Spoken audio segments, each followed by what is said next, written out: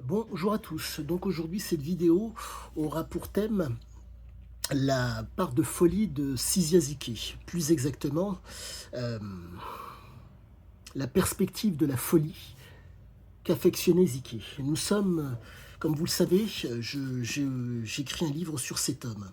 Et mon objectif, de par mes nombreuses relectures, là actuellement j'entame ma 45e relecture, et je pratique la boxe thaï avec donc Guillaume Kerner qui a pratiqué, qui a vu Ziqué, qui a parlé avec Ziqué. Et je pratique aussi le penchak silat, quoique même pas le penchak silat, je pratique avec monsieur Charles Jousseau. Et donc, euh, aujourd'hui, je me retrouve à entreapercevoir, voire même peut-être à comprendre la perspective de folie de cet homme. Les éléments que je vous ai donnés précédemment sont pour vous faire comprendre que une personne est une globalité, plusieurs formes dans un être, plusieurs variations, plusieurs, pardonnez-moi, possibilités de modification chez une personne se présentent ou sont présentes. Là, l'homme sur lequel j'écris, c'était un voyou. Il était en mesure de mentir, de tricher, de manipuler, d'induire en erreur, d'être de bonne foi, d'être de mauvaise foi, pour se projeter. Et donc, dans ce qu'il voulait, car c'était un exploiteur, je dirais un exploiteur à la marge, en grande majorité. Il appréciait la marge. La raison est que les gènes, entre autres, mais pas que. J'en reviens à un phénomène que je suis en train d'étudier qui s'appelle l'expression. En un mot. D'accord. Explication. Une chose, vous avez des gènes qui peuvent s'exprimer et que vous avez la possibilité d'exercer ces capacités. Le fait qu'elles soient présentes et le fait que vous puissiez les utiliser fait que si l'opportunité se présente de faire, pardonnez-moi, fonctionner ces fameux gènes, il y a expression. Mais certaines personnes n'ont que, comment dire, si je puis dire, l'apparat, en tout cas, c'est présent, mais ils ne l'exercent pas. Et donc l'expression ne peut pas se faire malgré que l'opportunité se présente devant eux. Ce type faisait ce qu'on appelle de la pleine conscience. C'est l'instant présent qui compte pour lui. C'est pas avant, c'est pas après, c'est l'instant présent. Ce qui fait qu'on se retrouve avec un état d'esprit très particulier pour euh, l'action. Et donc ça se présente de la façon suivante. Cette perspective qui peut paraître folle ou normale, selon l'endroit où on se place. Car vous avez le prédateur, vous avez l'exploiteur et vous avez le soumis. Ils sont à trois endroits, dans trois registres différents, et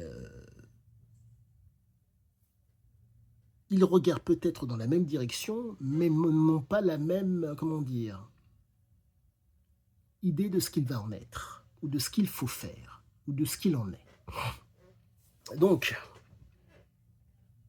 trois éléments sont fondamentaux pour voir, si je puis dire, la perspective de folie de Ziké. Le fait d'être exposé. De par ses gènes, si je puis dire, guerrières et voyageuses, il y a un besoin de s'exposer. À la suite, il y a donc, pardonnez-moi, le besoin de se projeter. Et après, il y a le fait de faire une transition. Exposition, projection, transition. Ça caractérise, si je puis dire, cet homme, et c'est proprement génial. Pour que ce soit d'autant plus, comment dire, que vous puissiez mettre ça par rapport à une situation, vous êtes face à quelqu'un qui peut vous rendre un service.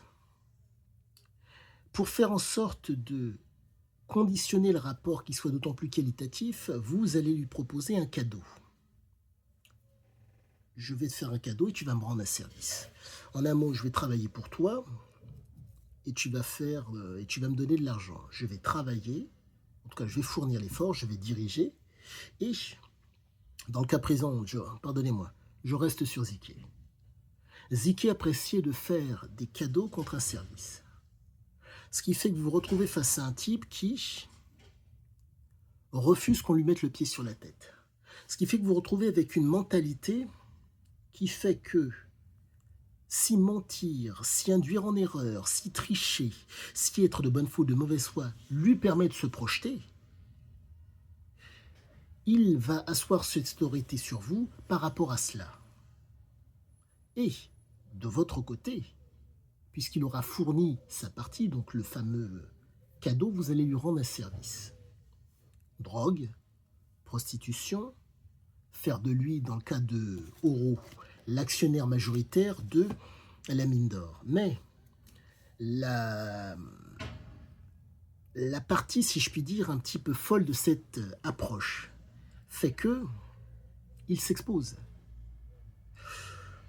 Celui qui fait de vous le propriétaire du sol ne s'expose pas. Celui qui voulait faire de lui, soi-disant, le propriétaire, l'actionnaire majoritaire de la mine d'or, ne s'expose pas. Et le fait de ne pas s'exposer fait que tu vas travailler et à la suite de ça, je vais profiter. Dans l'état d'esprit, c'est l'état d'esprit du prédateur. Pour que ça soit d'autant plus simple, ce que je possède m'appartient. Ce que tu possèdes est négociable. Donc quand vous êtes face à des gens qui ont cet état d'esprit, vous n'avez qu'une seule et unique possibilité pour, si je puis dire, un tant soit peu faire égal avec eux. Être dans un état de conscience modifié qui fait que vous exposez, vous projetez, et donc faire une transition fait que, si c'est fait plus ou moins rapidement, vous pouvez être à égal de ces messieurs, car vous utilisez le hasard, vous utilisez, comment vous dire, l'opportunité que le hasard qui se présente à vous. Mais faut-il que vous ayez l'envergure. Cette envergure est fonction d'un état de conscience modifié. Pour faire simple, si vous êtes insoumis, la personne peut vous monter dessus. Si vous êtes un exploiteur, le soumis ne vous monte pas dessus. Le prédateur veut essayer d'asseoir une autorité sur vous. Mais quand vous proposez un cadeau contre un service, le prédateur, vous le tenez à distance. Mais cette part de folie, entre guillemets, fait que vous êtes en mesure de jouir pleinement de la situation. Mais le problème, c'est la projection dans l'avenir qui est difficile. Car celui qui ne s'expose pas vous donne un bout de papier en vous disant « Travail, tu auras plus tard. Travail, tu seras propriétaire. » L'espoir. Et là, si je puis dire, la perspective un peu folle de Ziké, c'est que lui, c'est sur l'instant que la jouissance se présente. Il est énergie, donc il y va pleinement. Et c'est génial. Le fameux détail du diable. Quand on sait que, comme je sais que l'homme est addict, chose qui est pour moi maintenant criante vérité, il était en mesure de ne pas perdre de ne pas aller jusqu'à la perte de contrôle. Il se contentait d'être à la commande. Tant qu'il pouvait commander, donc en un mot être libre, n'avoir aucune loi, que les droits, entre guillemets, c'est lui qui les décrète et que les obligations, entre guillemets, il s'en fout comme de l'an 40, il était dans son registre. Mais dès que ces éléments étaient, entre guillemets, mis en danger, il prenait la tangente. Dès que ça devient critique, je m'en vais. Donc, D'une certaine façon, c'est fou, mais d'une autre façon, c'est génial. Donc, en espérant que j'ai été compris de tous, excellente fin de journée et je vous dis à bientôt. Abonnez-vous si vous le souhaitez.